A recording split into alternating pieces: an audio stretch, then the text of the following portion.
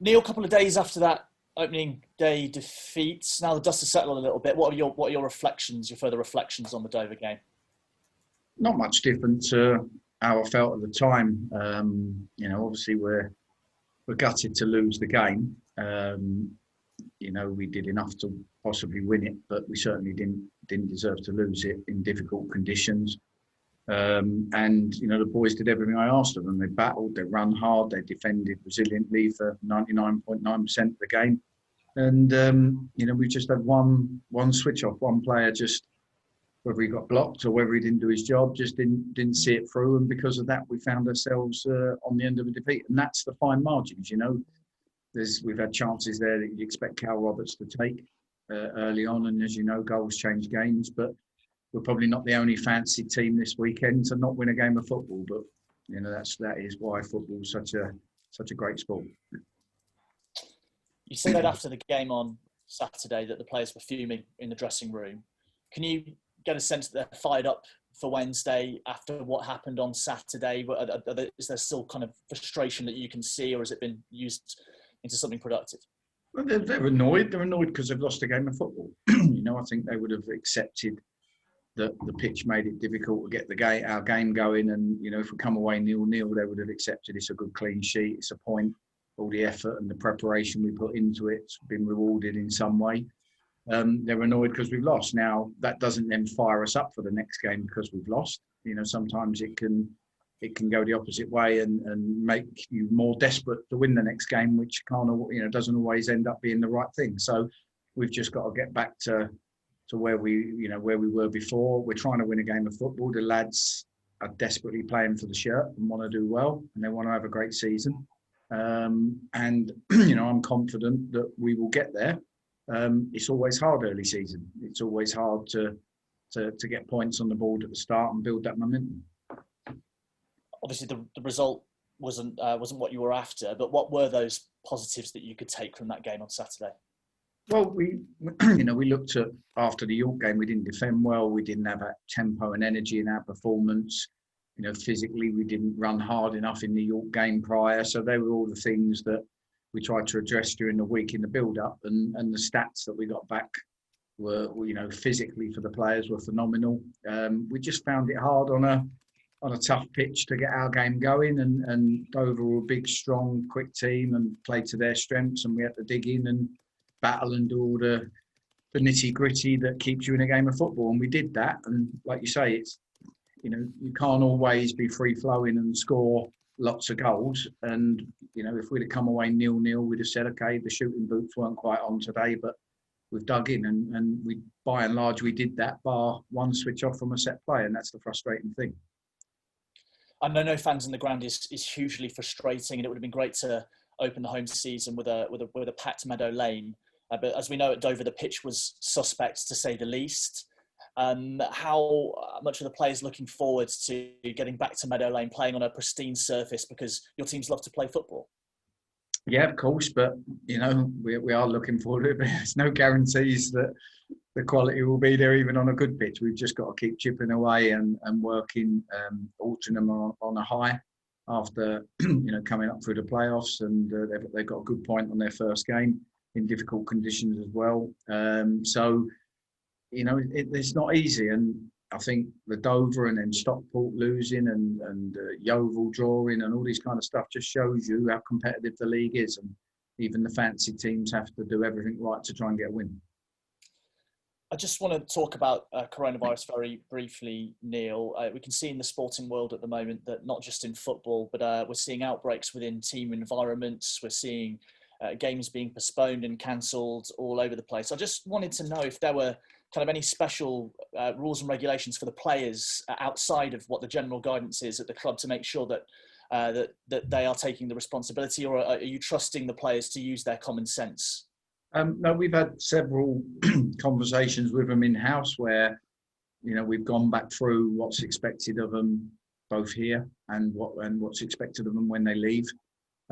So they're well aware of, the government guidance in a lot of places isn't guidance, it's rules, and they're well aware of that. And, unfortunately, the whole world, as far as the social stuff that people enjoy doing away from their work, the whole world has been brought to its knees.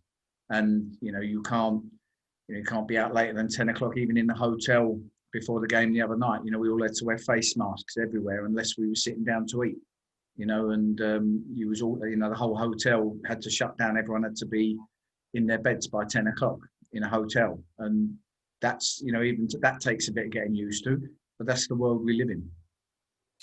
Thank you very much indeed, Neal. All the best. Lee, you're up next. Hello, just trying to find the mute button. Neal, obviously you had a chance to reflect on Saturday's defeat. What have you said to the players this morning? Not a lot. We've just got to focus on the next one next. If you dwell on it too much, there'll be things we want to pick out of it, and we wasn't allowed to film the game ourselves. Dover stopped our own analysis filming the game, so by now we'd have had all the footage and would have gone through it all and clipped it, and we'd have been probably looking to sit down with different groups and show them some bits and bobs that we want to improve on. But because Dover wouldn't let us film the game ourselves, we're waiting on that footage. So that's set us back a bit. But that's all you can do is as a manager and an assistant, you dissect the game. You look at where you can get better, look at what you need to do going forward, maybe show players if you feel it's necessary. Other than that, now we've got to focus on Altrincham, and the first thing that we have to do today is get the players' legs back that played. The players who didn't play had to do a bit of a blast and make sure that they're up to speed, because any one of them could get called up on Wednesday night. Why were you not allowed to film the game? Don't know. I don't know. It doesn't happen at any other ground, so I'll leave that one with you. What are you hoping for on Wednesday night? I mean, we've seen some pretty freak results in the last 24 hours with fans not inside stadiums. Do you think that is having an impact, and why we are seeing these sort of anomalies? Yeah, I do think that. I do think it makes a difference. I really do. And I hope that we can handle not having the vibrant atmosphere that Meadow Lane normally brings, because our home form last season, bar perhaps that loss in the first week and one to Barrow, I think we were unbeaten at home throughout last season. So, that was with crowds. So we need to try and get that same momentum going without crowds, that same motivation. So yeah, there is a concern, but obviously, we've got to get used to it. It is part and parcel of where we are at the moment, and we've got to get used to it. But as for what I expect, I can't guarantee a result. I can try and do everything right for the performance. We don't play off the cuff. We try and have a balance to the way we play that means that we can deal with the pitch that we had on Saturday and the pitch that we've got on Wednesday. And hopefully the team will have the answers and their A game on. And if they do, they'll be very hard to beat. NJ Baldwin came off the bench on Saturday. I mean, last season you rotated for midweek's games. Is that something that you will do again? Not necessarily, because the game's Wednesday. We've got a lot more recovery. So I believe, and again, I don't know what my team's going to be, but if I really wanted to keep the same team, the Saturday to Wednesday bit wouldn't be a problem. The problem would be trying to keep the same team Wednesday to Saturday, because the recovery period's a lot less. So we'll see. I wouldn't expect to make wholesale changes, but whether there's a little tweak here or there, we'll have a look at that over the next day or so. And I mean, obviously Enzo came off the bench. What's he got to do to get his place back in the team from the start? Same as everybody else. Work really hard, make sure their fitness levels are absolutely where they need to be, and play for the team, because that's where ultimately they are. I knew the pitch wouldn't be great on Saturday. I didn't expect it to quite be where it was, but I knew they'd probably leave the grass long and it wouldn't be what you'd normally have first game of the season. I knew that it would be a scrap and a horrible game, and that's why we picked a team that we thought would do all of that kind of stuff, and be able to give us a base to try and win the game. Obviously that didn't work, and we'll look at how Altrincham play and what team we think's the best to be selected. But I have said to all the players, when I rotated last season, everybody was at it. Everybody was fit, in a good place. Their training levels, it made it easy, because whoever I brought in was going to play at the same high level as the ones that took out. As I'm not sure where they're yet. So as much as rotating's great and keeping fresh, the players not in the 11 have got to make sure that they're absolutely at it. Otherwise, we can't. Have you had any chance to do an analysis on Altrincham at all? Yeah, we do all of that. We try and be ahead. We're well aware. We've watched, Saturday's game. We've tried to get footage of their pre-season games. So obviously, they're on a little bit of a high. They've got promoted, and that momentum can count for a lot early season. Obviously, it's transfer deadline day today for most clubs. How does it feel as a manager not to be having to go through that? I've had some mixed transfer deadline days, I can assure you. So, it's that people always used to say to me, why are you doing everything last minute? And what people don't realise is it's a domino effect. So, there'll be deals at the top level that end up freeing up something in the middle, and you have to go through that chain before the players you've been chasing actually become available to get in. And that's why people end up doing everything last minute. But yeah, I don't envy them. And the fact that we can do ours throughout the season is a good thing. Are you finished in the market for the time being? Yeah. We said 21 was the squad we was looking for, and that's where we are. We need to get people up to speed, obviously, and whenever we had this discussion in lockdown. Whenever you sign foreign lads, you need to give them the chance to get used to the culture, settle in. They're moving to a new country. You can't expect them to hit the ground running like you might do a lad who's travelling in 40 minutes from his house as per normal. So that's what we're working on. And when we get them players where they need to be, we'll be even stronger. And injuries, Casper Slough, Damien McCrory, are they likely to miss out on Wednesday? Damien's still doing a bit of work with the physios after he had a sore knee, had another scan, but I think that's all good. Casper and Ben Turner, the difficult part is they're back training and they're back doing the work, but they've had very little minutes, and even the players who had lots of minutes and hardly missed a beat in pre-season, even they were very fatigued at the end of Saturday's game. I mean, Jake Reeves ran 13k in the game, which is phenomenal. Anything above sort of 10.5, 11 is exceptional. On that pitch, he run nearly 13. And even players like that find it tough. So players who haven't had the 90s, who haven't got the pre-season under their belt, it's going to be even harder. How pleased are you with the way that Jake and Michael Doyle formed that partnership in the heart of the midfield? I mean, the signs were very encouraging.